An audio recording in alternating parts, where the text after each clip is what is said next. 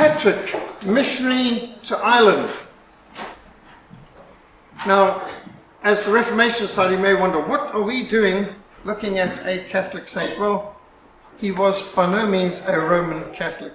He was an evangelical, Bible-believing, born-again evangelist, a missionary to Ireland, sinner, slave, and saint.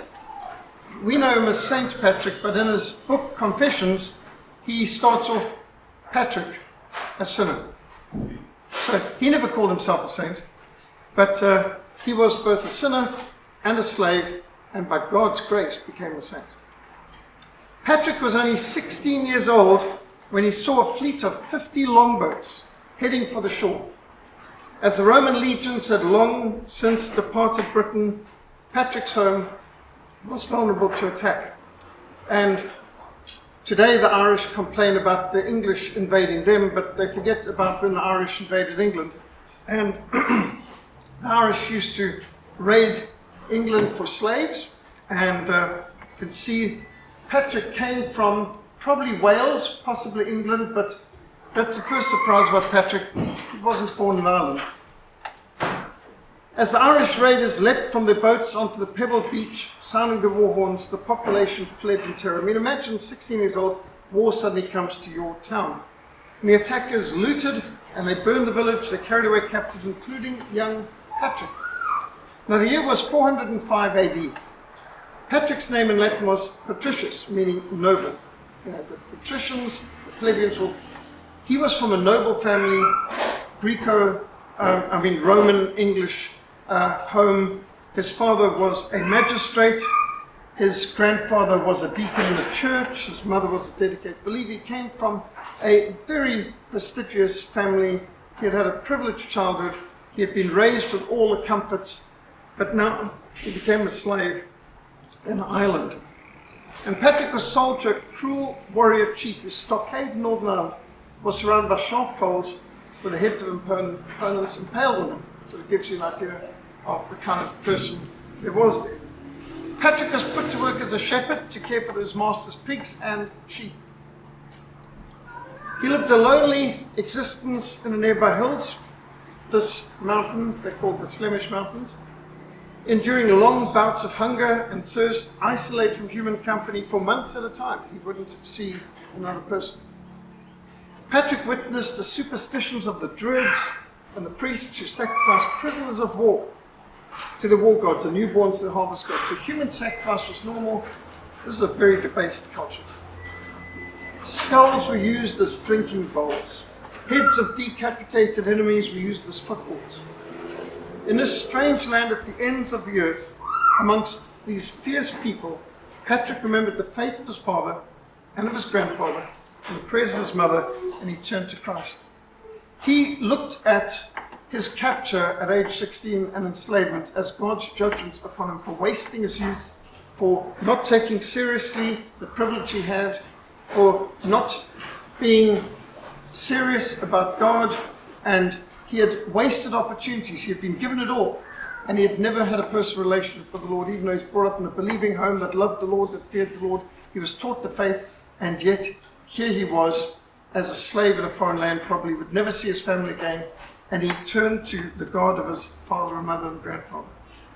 Kneeling on the slopes of the Flemish mountain, near what is today the town of Ballymena, Patrick prayed, and he said sometimes he prayed 100 times a day. After 6 years of slavery, Patrick was led by the Lord to escape and ran nearly 200 miles. He had a vision, and he followed this vision that there's a boat waiting for him to take him back to his homeland if he would go in this way, and he is led by the Lord to a coastal port where he's able to persuade a captain to take him along with a shipment of Irish wolfhounds. And off he was on this boat, and a storm blew them off course, and they landed on the coast of Gaul, what today is France. Attacked by vandals, devastated area. There was no food to be had in this once fertile area. Here Patrick was able to repay the kindness of the ship captain by praying for the Lord's provision and seeing a herd of pigs appear. Now at that time the map of Europe did not look like it looks right now. And you will recall the Western Roman Empire collapsed. The East Roman Empire, the Byzantine Empire was still on the go. At this stage, you didn't have what was called England. The Angles hadn't yet landed to take over Britain, we call it Angleland. So he was brought up in Britain, named after Brutus. Brutus was one of the survivors from Troy, and so Rutan, or the land of Brutus, Britain, is named after one of the survivors of the battles of Troy. And so the Brutans, the Celtic people who claim lineage back to Troy. The Angles invaded and turned into Angleland or England, and the Saxons added as well, and the Jutes from Jutland, and they formed what today would be understood to be England. And so you started to have, by the 6th century, the Angli and the Saxons coming over, and at this stage you've got nothing resembling France or Germany. You've just got these different tribes running amok in different parts of Europe. Patrick now received a Macedonian call. He was safe, he was free, he was back in Bruton, Britain. And in this vision, an Irishman called Victoricus presented him with letters entitled The Voice of the Irish. We appeal to you, holy servant boy, to come and walk among us again. Now, you would think, having been kidnapped, enslaved, he would never want to see Ireland again. But Patrick says he was pierced to his heart, and he returned to the land where he had suffered as a slave many years before. Very brave thing to do, because what's the chances that the person he fled from wanted to have him tortured, put to death, whatever, in order to be an example. Very courageous to go back to Ireland. Patrick was over 40 years old when he arrived in 432 as a missionary to Ireland. Now, today, Patrick is depicted in mitred archbishop's outfit with all these medieval Catholic garb right down to the crooked stick, which is very anachronistic, to be like depicting him driving a Ferrari and wearing a watch. It didn't exist in those days. Patrick was an evangelist. He was a Bible-believing man. He never went to Rome. He wasn't ordained as a Catholic priest. He wasn't a bishop. He was nothing to the Catholic Church. And there was no Roman Catholic influence in his life, nor in Ireland at that time. So the fact that the Catholics have hijacked Patrick to the point that the average Protestant thinks, I don't want anything to do with Patrick. It just shows how well the propaganda's gone, the myth-making. But when you read Patrick's Confessions, well, there's 2 books we've got of his. Confessions is one. And don't confuse that with the Confessions written by St. Augustine. That's another Confessions book. And by the way, Confessions doesn't mean, as we may think today, Confessions meaning like confessing your sins to a priest. It's just another word for declaration. Or testimony. So Confessions would have been, in our terms, we would have probably used the word testimony. So Patrick's Confessions is his testimony in a real sense. And when you read this, you see nothing of Rome, nothing of the Pope, nothing of Catholicism. What you see is a Bible-believing man who believed in the Trinity, who feared God, who loved God, who wanted to win people to Christ, who's inspired by the Great Commission. So Protestants should not be afraid of these heroes of the faith just because they've been turned to Roman Catholic priests in stained glass windows and all the rest. Well, these are some of the places which Patrick ministered in, like Armagh and Downpatrick and Slane and Slemish and Ardagh and Loder and Croagh Patrick and Saul. You'll notice most of Patrick's ministry is up in what today would be called Northern Ireland, Protestant Ireland. This is a great frustration to Catholics, that their patron saint, the epitome of all that's Catholic, is in Protestant hands. Even his grave is in the graveyard of a Protestant church.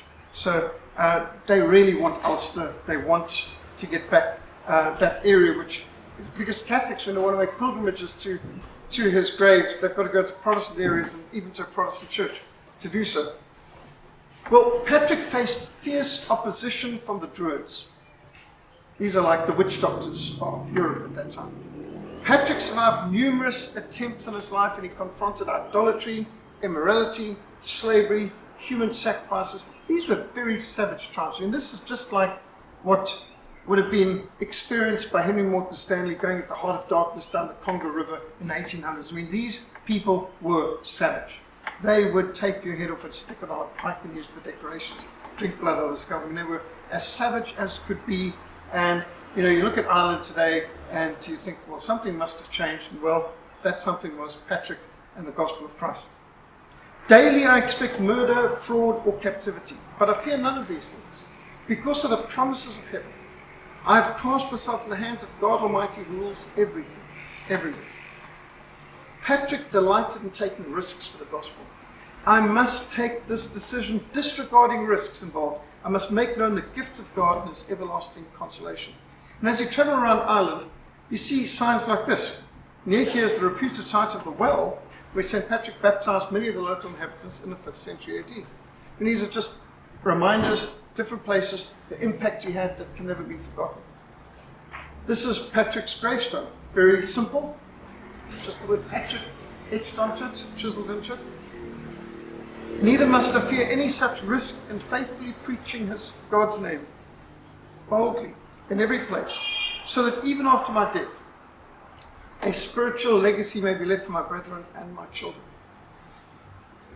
At Tara, Patrick challenged the Druids to a contest, and the Druids invoked demons and brought a dark fog over the land. And Patrick prayed, and suddenly the fog cleared, and the sun shone brightly, and the king ordered 27 chariots to go and seize Patrick. Patrick prayed loud, may God come up to scatter his enemies, and may those who hate him flee from his face. And the charioteers fell dead. And Patrick rebuked the king and said, if you do not believe now, you will die on the spot, for the wrath of God descends on your head. And the king fell on his knees before the missionary and pledged his realm to Christ, and many turned to Christ that day. This is like a Elijah on the Mount Carmel challenging the prophets of Baal type of experience. And I don't know how many of you recall the name Tara. Where have you heard the name Tara before? Gone with the Wind, the name of the farm. Tara, because those were Irish in Georgia, in America. Tara is a famous place from Ireland. Well, one of Patrick's letters was a letter writing, communicating to the tyrant Cariticus, who was one of the tribal kings, who had carried off some of Patrick's converts into slavery. And so he formally excommunicated them for engaging in slavery and so on. Well, within his lifetime, Patrick ended the slave trade in Ireland. The legend that Patrick drove all the snakes out of Ireland has more to do with the spiritual warfare in driving out the demons from the land than any snakes. There probably weren't snakes in Ireland to start with, so driving the snakes out of Ireland is probably more symbolic of driving the demons out. The famous Larica, Patrick's breastplate, prayer of protection, expresses Patrick's confidence in God to protect him from every famine, from every fierce, merciless force that may come upon body and soul. Incantations of false prophets, black laws of paganism, deceit of idolatry, and spells of druids. Christ be with me, Christ within me. Christ behind me, Christ before me. Christ beside me, Christ to win me. Christ to comfort and restore me. Christ beneath me, Christ above me. Christ in quiet, Christ in danger. Christ in hearts of all that love me. Christ in mouth of friend and stranger. That's part of the breastplate of St. Patrick, said to be his daily prayer before going out to wage war against the Druids. Patrick was one of the first great missionaries that brought the gospel beyond the boundaries of the old Roman civilization. In fact, in his book, he assumes that he is at the uttermost ends of the earth, and Irish are the last people in the world to hear the gospel. They didn't know that there was Iceland, Greenland, Canada, the Americas beyond. Ireland was the ends of the earth from the perspective of people in Europe. And so he regularly is thinking that he's now winning the last tribes at the ends of the earth, which from their perspective and their time and place makes sense. Patrick's missionary strategy was to concentrate on converting the tribal kings. And this actually is the history of Europe for especially the first 1,000 years. Missionaries tended to concentrate on winning the kings, the chiefs, the family heads, the tribal leaders, because once you convert the head, the rest will follow. And that's proven to be a whole lot more effective. So just take, for example, in history, when Prince Vladimir in 988 AD of the Russians in Kiev was converted and baptized, he then ordered all the Russians to be converted. And to this day, they look back at this as the beginning of the conversion of the Russian people and the Ukrainian people. They look at the same date, 988, and Prince Vladimir the Great, or Saint Vladimir. And this was, the Bulgarians were converted this way. the Vikings were converted this way. As the Vikings were converted, they would give the order to all their men, baptism or battle. Be converted or die. And this was kind of normal. Now, being forced to be converted doesn't save anyone. It's not regeneration. But it does put them in the way of evangelism and discipleship and the hearing of the gospel, in which real evangelism takes place. But through the history of Europe, most peoples, the Saxons, the Franks, the Vikings, they were all converted by the top down. The king was converted, like King Clovis of the Franks ordered all the Franks to get converted and so on. Sadly, in the 20th century, an individualism took over that's gone off the rails. So, for example, in 1945, after the atom bombs were dropped on Hiroshima and Nagasaki, and Japan surrendered, and the American governor, for want of a better word, was sent to rule Japan, General MacArthur, he received the Emperor of the Japanese, Emperor Hiroshima, came to him and said, I suppose I must be baptized and become a Christian, which makes sense. He was a god. Shintoism worships the emperor. Half of the people of Japan were Shintos and the other half were Buddhist. And here he had been defeated, and so he assumed he must now take on the religion of those who conquered him. And sadly, so much had radical individualism taken over America that General MacArthur is normally a good man, and I don't want to sound like I'm criticizing him, but unfortunately he gave the answer, no, that's a personal decision. I think that's such a missed opportunity. Imagine if in 1945 the Emperor of Japan had converted to Christianity. We'd have a better situation than we have now, where only 2, at the most 3% of the total population of Japan are Christians in name only. I'm not even talking about real Christians now, just nominally. And how tragic. Now, General MacArthur did do something very positive. He called for churches in America to send missionaries to Japan. He said, we need at least 10,000 missionaries. Japan is wide open to the gospel. It's tough defeat. But unfortunately, very few answered, and there were just a couple of dozen came, instead of 10,000 he asked for. They could mobilize millions of soldiers, but they couldn't mobilize that many missionaries to Japan. And what a missed opportunity. If in this day and age, imagine 1945, something good could have come out of that horrible war if Japan had been converted. Just imagine. But Patrick's strategy, as of many of the missionaries at that time, was concentrate on converting the tribal kings. And as the kings were converted, and as they were baptized and they took their occult instruments and had them burned in the fire, they entrusted their sons, the princes, to Patrick to be trained as missionaries. And they were trained in many of these monasteries, many of which the kings provided to be built up and supplied, for the very purpose of training their sons and others to be missionaries of the gospel. So from kingdom to kingdom, Patrick converted pagans. He built churches. He trained disciples. He ordained deacons and ministers, and he built mission stations. And Patrick provided pastors with written doctrinal standards with which to teach their people. For 30 years, from age 40 to 70, Patrick evangelized Ireland. He converted many chiefs and kings. He established over 300 congregations. That's just staggering. You know, that would be an achievement today with our modern forms of transportation and printing press and so on. But imagine doing that while you've got to walk everywhere and over a place that doesn't really have that much infrastructure. He is said to have baptized 120,000 people. That's staggering, especially when you bear in mind, unlike Rishi in China, he believed in first catechizing them and discipling them before baptizing them. This wasn't just taking them through the waters as Spanish conquistadors wanted to do. This was a real discipleship process. So he really evangelized and discipled Ireland. Patrick became an inspiring example for Celtic Christians. By the way, can I just point out to you, it's Celtic, not Celtic. First time I went to Ireland, my host endured for a few moments and said, I'm sorry, but I must stop you. That's not Celtic, it's Celtic. And how could I forget that? Sorry for mispronouncing it for many years, but it's Celtic Christians. His life of continuous prayer, his love for the scriptures, his love of God's creation, his missionary vision inspired many hundreds of Celts to take the gospel to Scotland and England and throughout the continent of Europe. And here you can see some of the monasteries that were established by Patrick and his disciples. Not just all over Ireland, from Armagh and down Patrick, all over to Iona. Now there's a famous mission station.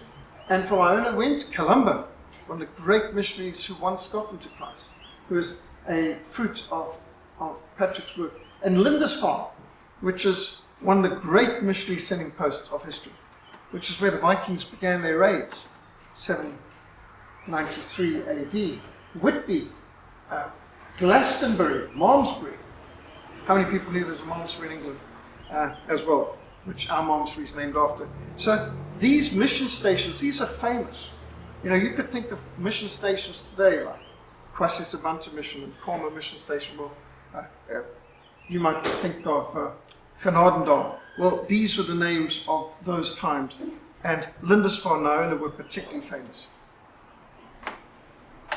The great prayer of St. Patrick has inspired many people,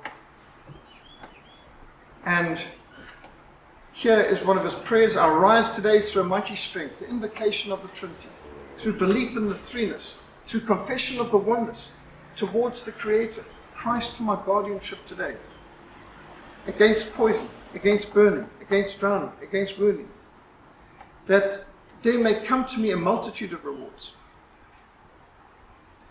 I rise today through God's strength to pilot me, God's might to uphold me, God's wisdom to guide me, God's eye to look before me, God's eye to hear me, God's word to speak for me, God's hand to guard me, God's way to lie before me, God's shield to protect me, God's hosts to save me. I rise today through a mighty strength, the invocation of the Trinity. And so you can see a real emphasis on the Trinity in the teachings of Patrick. May the strength of God pilot us, may the wisdom of God instruct us, may the hand of God protect us, may the word of God direct us.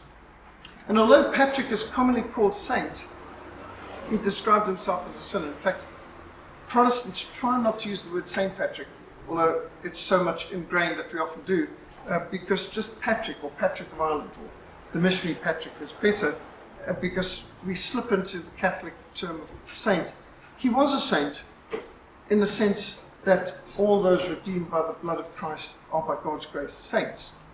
There's sinners, but saint is only a sinner saved by grace. But of course the Catholics have now got saint as a special class of Christian. Mother Teresa, that's the thing.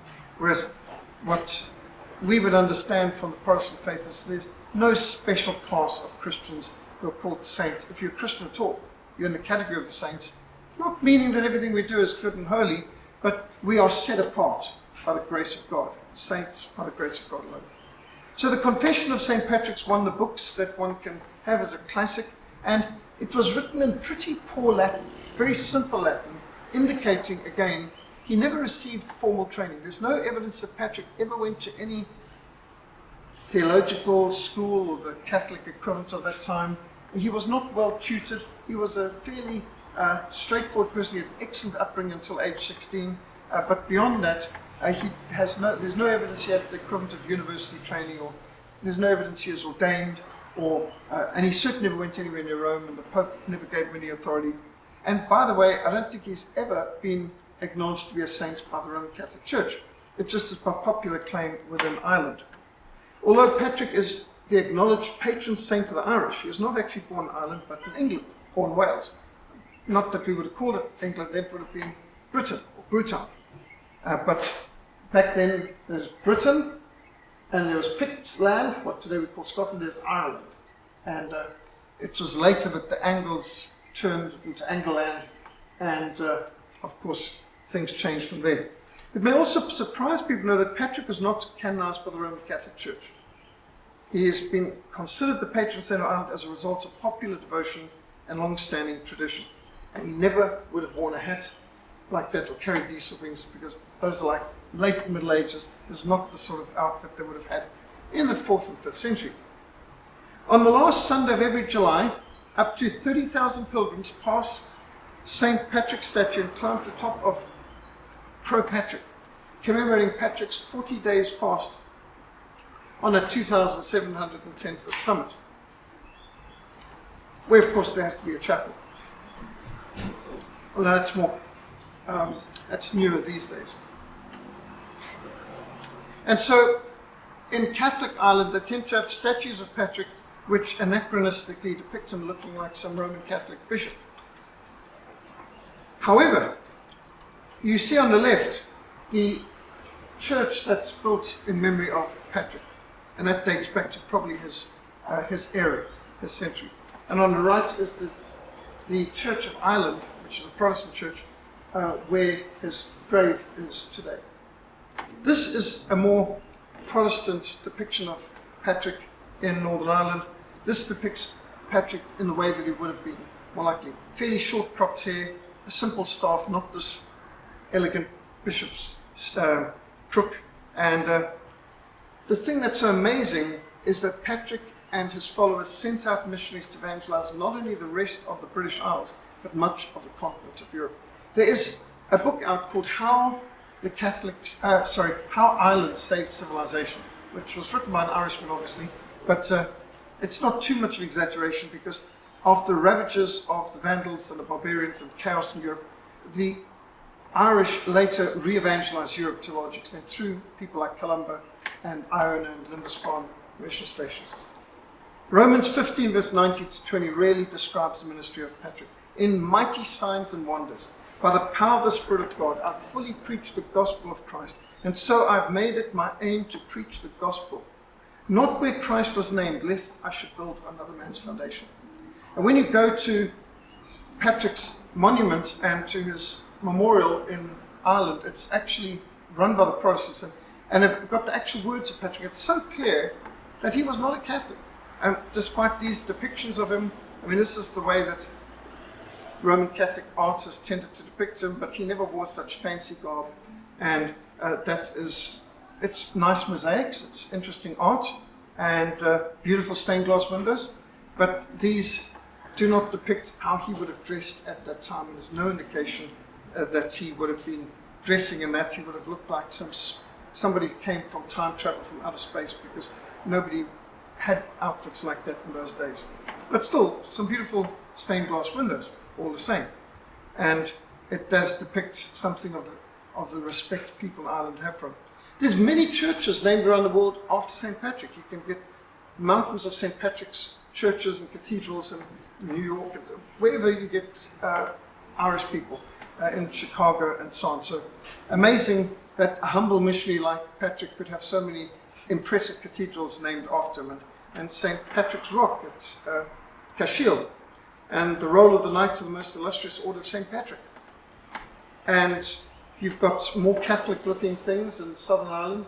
I've seen this very place, and you look at this and think, Patrick wouldn't be very impressed with all these crucifixes and so on. Patrick was in many ways a pioneer missionary to Ireland, and the churches he left behind were evangelical. And this is the church grounds where Patrick is buried in.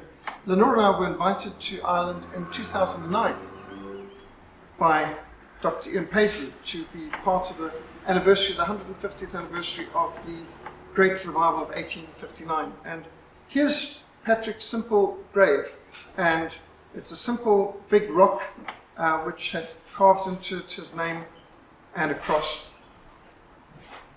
At this time, it was the Celts who were inhabiting England, but of course later the Saxons, the Jutes, and the Angles came in and dominated and pushed the Celts into Wales and of course Ireland and Scotland. So the Celts of Wales, Ireland and Scotland would be the original Britons or Britons, and the Angles and Saxons and Jutes were more recent invaders from the 5th, 6th centuries on, and of course the Normans came later. But Ireland, most of it's Catholic, but the northern part of Ireland, which is still part of the United Kingdom, is still part of the United Kingdom. They are what they call unionists or loyalists, meaning loyal to the Crown, Union, standing for the United Kingdom. And you can get a bit of a window on the life that Patrick lived and the impact he had when you go to his places. And for example, when I went there with Nora, normally she's the one kicking me under the table for making inappropriate comments and rude comments or being confrontational. And on this occasion, she made a statement that had me looking at her like, you've got to be kidding. Our Irish host said, this is the Slemish Mountains, the tallest mountain in Northern Ireland. And Lenora, who's brought up in the Alps of Austria, said, but it's just a hill. And the only time I ever heard my wife making a comment that would have got me a kick under the table. But yes, it is probably just a hill, but shame that these people are not brought up in the Alps. It's the best they've got, and this is an island called a mountain. And that's where Patrick began his work there. And of course, the harp is very much associated with the people of Ireland. And they say it's because descendants of King David moved to Ireland. And in fact, you get in the book of Jeremiah that at the end of Jeremiah's life and book, two of the princesses of the last king of Judah came to Egypt, and they was then sent on, and they arrived in Ireland. And it is, in fact, in the 19th century, Queen Victoria ordered her lineage to be traced back. And these are published in, for example, a big, massive, thick, secular coffee table book on coronation, all the history of the coronations of England. And they've got the whole timeline of the descendants of, or I should say the ancestors of Queen Victoria, going all the way back to King David, traced through these princesses of the last king of Judah who had sought refuge in Ireland after the fall of Jerusalem, who Jeremiah had brought out of Israel. Very interesting, and it's believed that this is why the Harp of David is part of the royal crest, and it's always part of Ireland, and it's part, and one of those princesses later married a Pict king who ended up in Scotland, and these ended up part of the British royal family. So that King Alfred the Great also believed he was descended from King Alfred, and this is why you've got the harp in many of the British royal crests. Interesting path traditions. Now, to understand the Union Jack, the original flag of England is the St. George's Cross, which was also the Crusader flag of Richard the Lionheart. That's the St. George's Cross, red on white. The St. Andrew's Cross is the flag of Scotland, easily identifiable. So when England and Scotland united in the Grand Union flag of 1606 to 1801, they had this flag, the Union Jack. Later, when they added St. Patrick's Cross, which is the red on white, that formed the Union Jack, the Union flag from 1801. Now, if you've seen, for example, as I've seen some films that will depict this flag that only dates from 1801 in the American War of Independence, that's very anachronistic. They didn't have that flag. It's like people in the Second World War films having an American flag with all 50 stars in the flag. They didn't have 50 states then, they only had 48. They added Alaska and Hawaii only after the Second World War, so that would be anachronistic to have a 50-star flag. And similarly, you'll often see in movies they will depict the full Union Jack, which only came into existence in 1801, when Ireland was formally made part of the Union of the United Kingdom. But that's just to unravel the Union Jack to understand the history of that flag, which has got 3 crosses in one flag, which is quite impressive. And one of those flags, remember, is St. Patrick's Cross. Now, there's a lot of people who recognize St. Andrew's Cross, but how many recognize St. Patrick's Cross? And what about Wales? Wales was a problem because their flag's the dragon. Very hard to fit a dragon in here. So basically, sorry Wales, they missed out because this just fit the unique flag structure. You can see the easily identifiable St. George's Cross, St. Andrew's Cross, St. Patrick's Cross. The dragon, Wales has got an interesting flag, but they missed out sadly. So you've got 4 countries in the United Kingdom and 3 crosses. Another thing that people in Ireland are very proud of is that they built the Titanic. I'm surprised they're proud about that, but when you get to Belfast, they've got big billboards, Titanic was made in Belfast. I wouldn't shout that from the rooftops of ours then, but still, it was a great ship, I suppose. And there's a memorial to the men who sacrificed their lives that the woman could live. For every woman who drowned in the Titanic, 16 men drowned. And generally, despite the class warfare and other nonsense of the Titanic film, the men, including the richest men in the world, stood back and let working class women take their place in the lifeboat and went down with the ship because of this idea of women and children first. And so this is in memory of Belfast men who helped build the ship and who laid down their lives also that others could live when the ship went down. And then also in Belfast, interesting memorial outside the local library. What could this be to? Any guesses? C.S. Lewis. Do you know C.S. Lewis comes from Belfast? In fact, this is the wardrobe. Remember? The Lion, the Witch, and the Wardrobe. And so this is a memorial at the Belfast Library of C.S. Lewis, and it's born 1898, reborn 1931.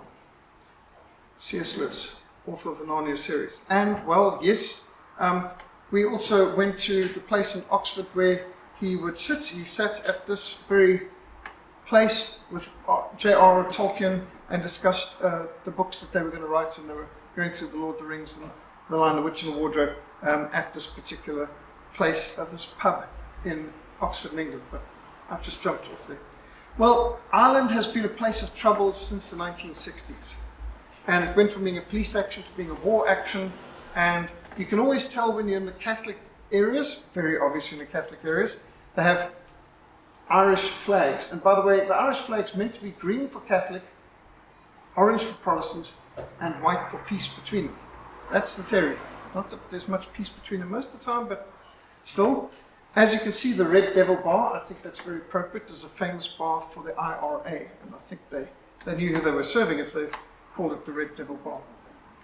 And you get all kinds of Fidel Castro, Che Guevara garbage on the walls. They said Belfast is the largest outdoor art museum in the world.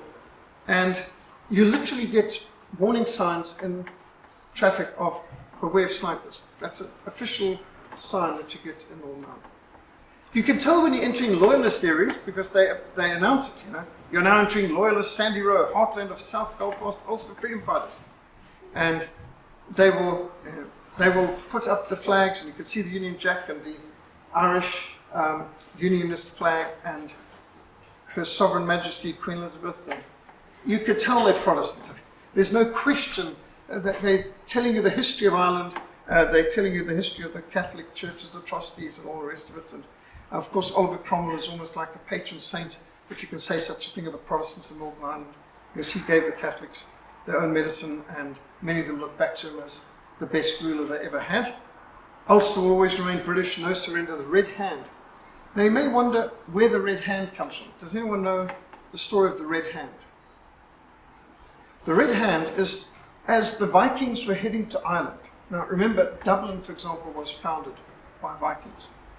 And they say all the red hair in Ireland comes from the Vikings. At any rate, as they're coming along, two brothers are racing in rival boats, and the first one to lay his hand on the shore will possess this island. And they're rowing and rowing, and the one brother saw that his brother was going to get there before him. He chopped off his one hand and threw his hand, so his hand landed on the rocks before his brother could get there.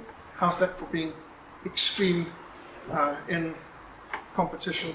And so the red hand symbolizes the name of this Viking who claimed Ireland for himself. Stormont is the Parliament of Northern Ireland, and it's synonymous with a Protestant Parliament.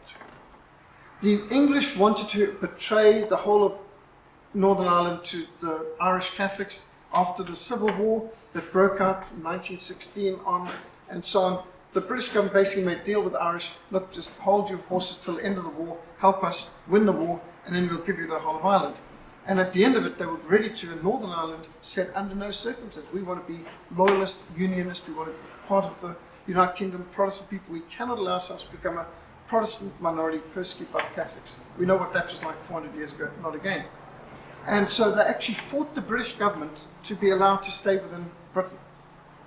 And so after that, they built Stormont, which is one of the most magnificent parliaments anywhere in the world. It's so well built, and it's got so much space around it, and beautiful forest. And when I went there, I was a guest of the First Minister. Ian Paisley was then First Minister of Northern Ireland.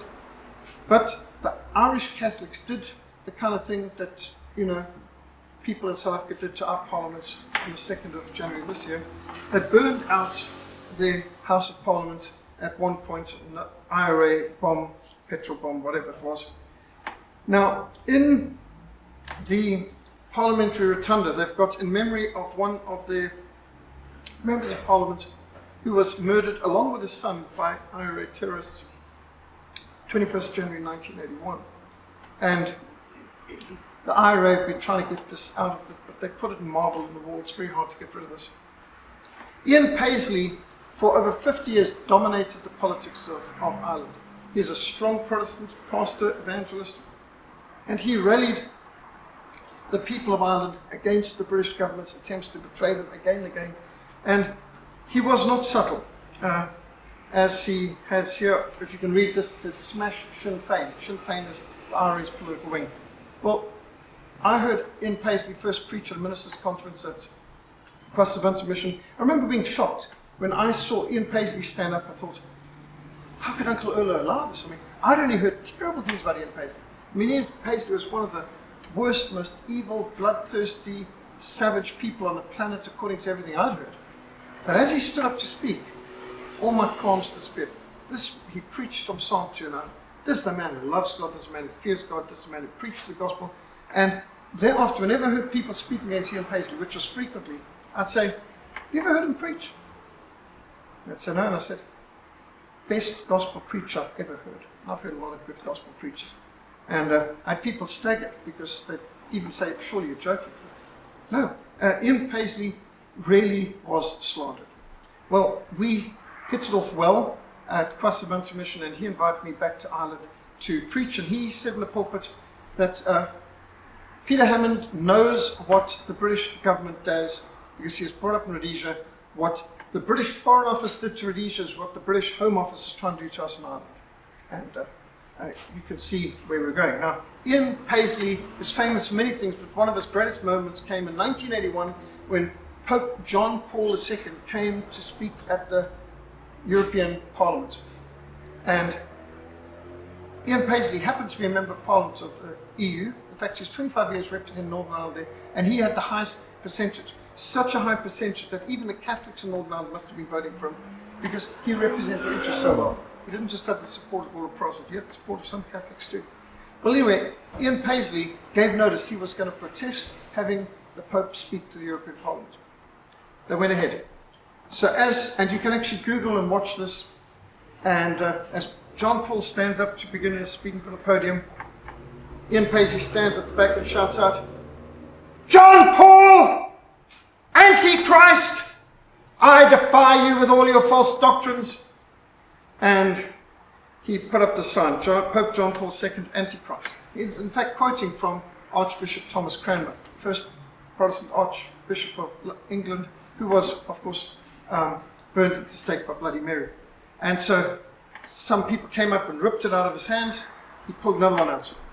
And he carried on. "John Paul, Antichrist, I defy you with all your false doctrines." And poor John Paul's trying to speak, but nobody can hear him over. Ian Paisley did not need a PA system. And every time they ripped that piece of paper out of his hand, he pulled out another one. And he had apparently 27 copies in his pocket. He kept pulling out another one. And in the end, they really injured his arm, so he's in a sling for a while. And they couldn't move him out because he was a member of the European Parliament. But at the end, the newspaper said, nobody can remember what Pope John Paul said, but everyone can remember what Ian Paisley said. And here's, I saw this picture in his office, and it's got European Parliament, home of the Antichrist, and it's useless, Your Holiness, his voice keeps blowing out the flames. And they're trying to burn him at the stake. He's got heretic written on it. Well, that's the kind of opposition he got. Well, Ian Paisley is an outdoor street preacher. He would tackle issues, and he is in the Guinness Book of Records, having turned the greatest majority over in any one election. He went from being the smallest party in Parliament to being the dominant party in Parliament because he mobilized the people against the British government's plans to betray Northern Ireland. He was the longest serving member of Parliament in the House of Westminster in England. And in fact, he was, I think, 40 years or was it 42 years member of Parliament in Westminster while running a church and a denomination and a Bible college and a political party, and also being a member of the European Parliament. So he was one of those sort of people. The biggest meeting ever held in Belfast, this is the Queen Victoria Monument in the front of Belfast City Hall. 250,000 people gathered for an Ian Paisley rally. It's more than the entire population of Belfast. The people must have come in from the surrounding areas too. And you can see the main message on this banner. No. The British government was trying to betray, this was Tony Blair was trying to betray, I think this was in 2005, trying to betray Northern Ireland in the hands of Irish Republic again under Catholics. And Ian Paisley rallied the people for a firm, resounding no or niet. Onder geen omstandigheden is hij mal beslist niet. And that was so effective. He won the next election, swept the opposition into history, and the DUP became the kingmakers thereafter. He was someone who was forthright. He would preach against sin, and he established a free church, the Free Presbyterian churches in Northern Ireland, which by the end of his ministry on earth had 100 congregations already, and something like 50,000 members. Very effective, very powerful, conservative, hymn singing, psalm singing, and King James version only type of people. Very serious ministry, and so he's the only person I know of who's been able to have a political career and a church career and do a good job of both, which is absolutely extraordinary. Here's a massive prayer rally on the grounds of Stormont. I mean, when I went to Northern Ireland, I had no idea there were still dedicated Christians like this in Europe. Northern Ireland is the brightest spot spiritually in the whole of Western Europe. And every Friday, midday, Ian Paisley would preach in front of the Queen Victoria Monument, in front of the downtown City Hall in Belfast. And he invited me to preach there on one Friday lunchtime. In fact, it was Good Friday, interestingly enough. And it was an Easter convention. And he said, you know, give the gospel hot and heavy for these papists. He's got a PA system. He said people could hear us for a quarter of a mile away, even locked in their offices. And so, interestingly enough, I don't know if you can spot, there's the odd special branch policeman around. Ian Paisley was actually arrested and imprisoned several times over for outdoor preaching because the British installed nobody's allowed to have public meetings during the Troubles. And Ian Paisley continued to preach, and they said, well, we can give you an exception. He says, I will not seek an exception for preaching the gospel. This is Ireland, it's my birthright, it's a gospel privilege, it's our responsibility. I will preach in the open air, and I don't need to ask anyone's permission to do it. So in the end, the British had to change the law just for him, and then they had to provide him bodyguards. And this is the police armoured car, by the way, parked in front of us, and they had them around because they were afraid of someone driving in with a car bomb, and they had snipers on the rooftops. They had to provide security for him because he had the same level of security as the Queen of England, higher than that of the British Prime Minister. In fact, he said he hadn't had to buy a car, pay for petrol or service for a vehicle for the last 20-something years because he's got so many death threats. He's at the top of the list of the IRA that the British police provide him with drivers, cars. He had driven armoured cars, just feeling the doors. So heavy.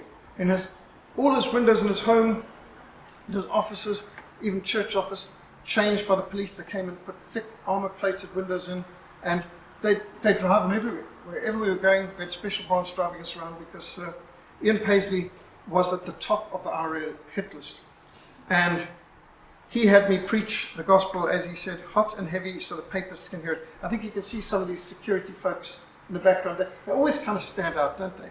And they can't exactly merge with the paintwork that well.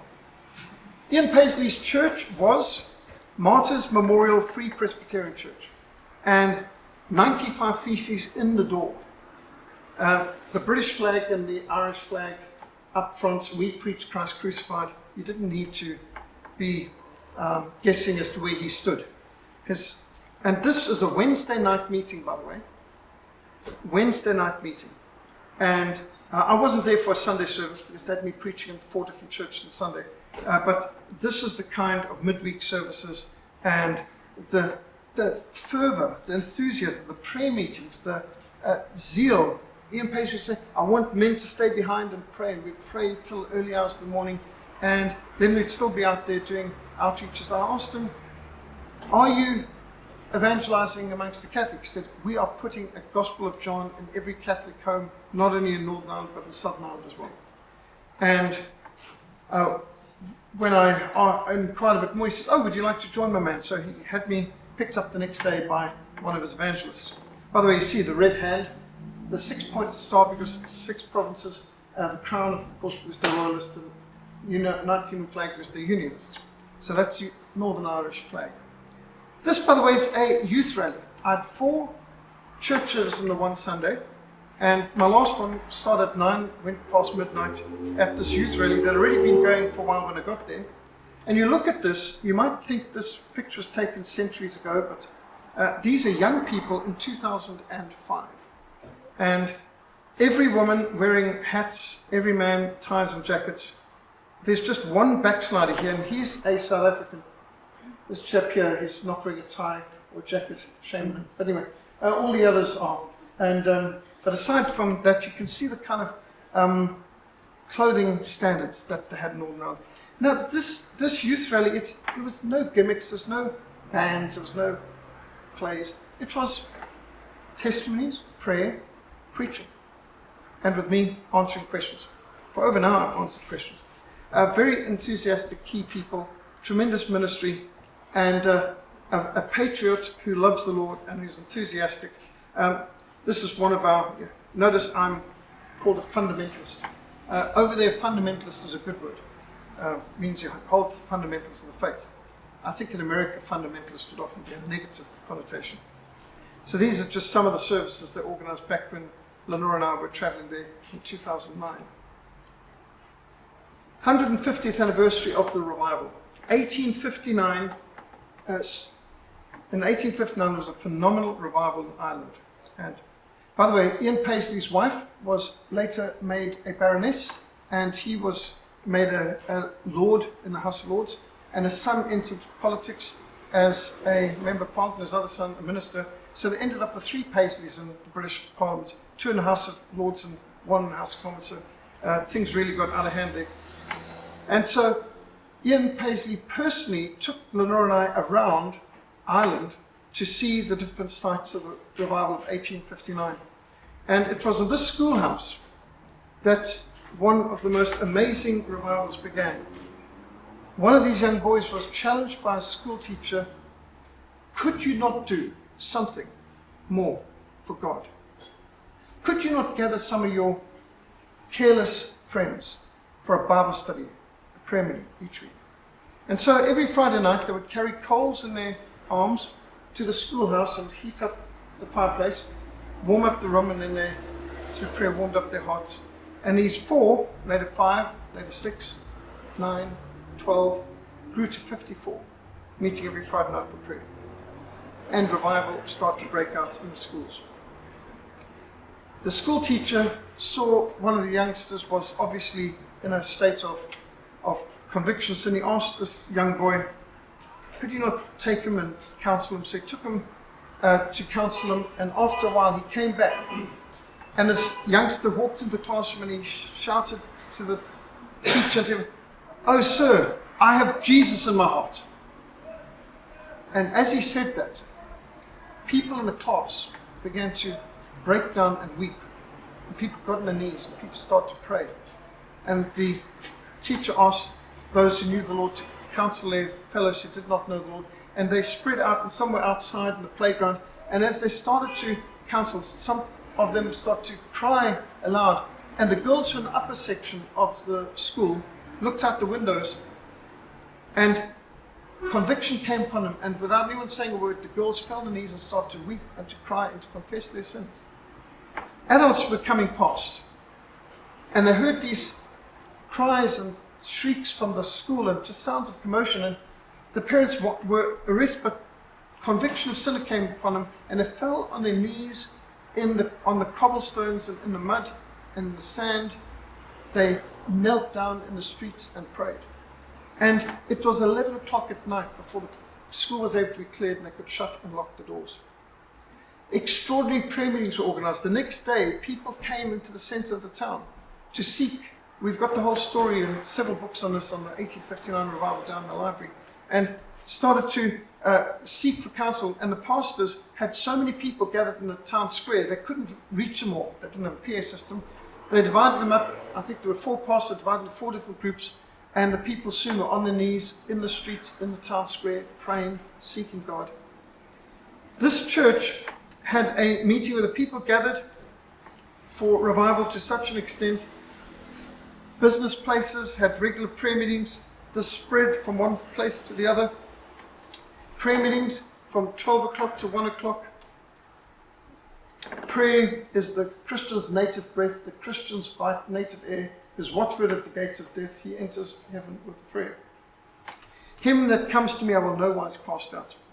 Prayers and exhortations not to exceed 5 minutes, in order to give all an opportunity. No more than 2 consecutive prayers or exhortations, no controversial points discussed. How many prayer meetings need to have signs out like that these days? And this attracted people from around the world. Even Charles Spurgeon came to preach in Ireland to accommodate the amount of hunger and thirst for revival. This is the 1859 revival.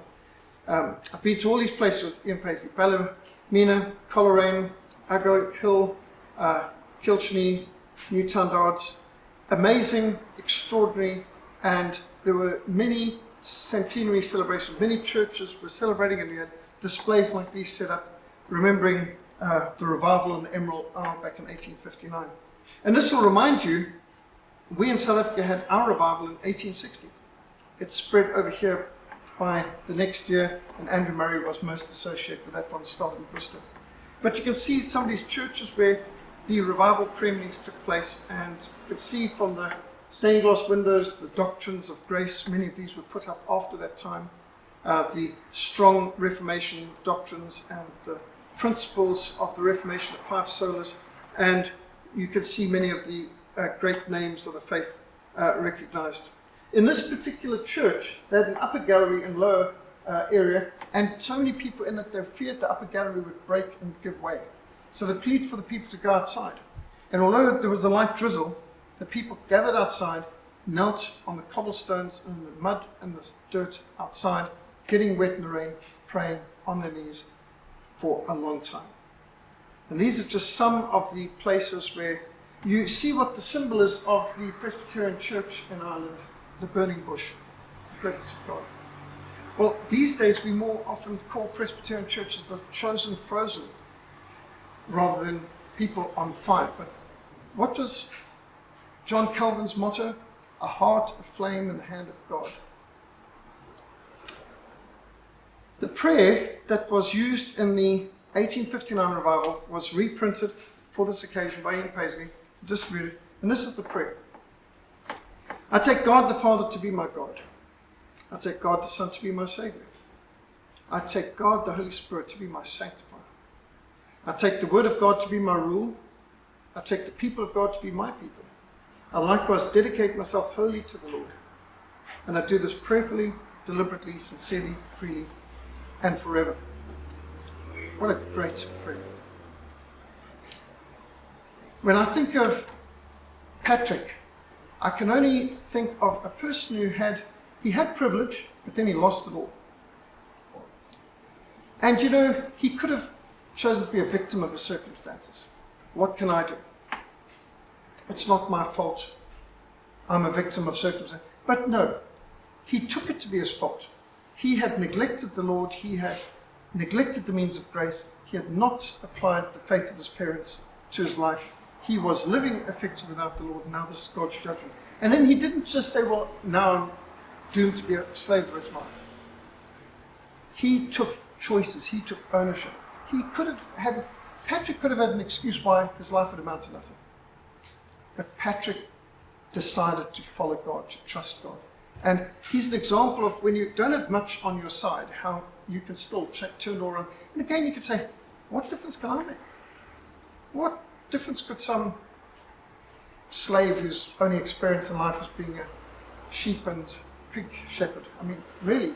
And yet, it wasn't him, it was the gospel. Patrick didn't change Ireland. The gospel of Christ changed Ireland.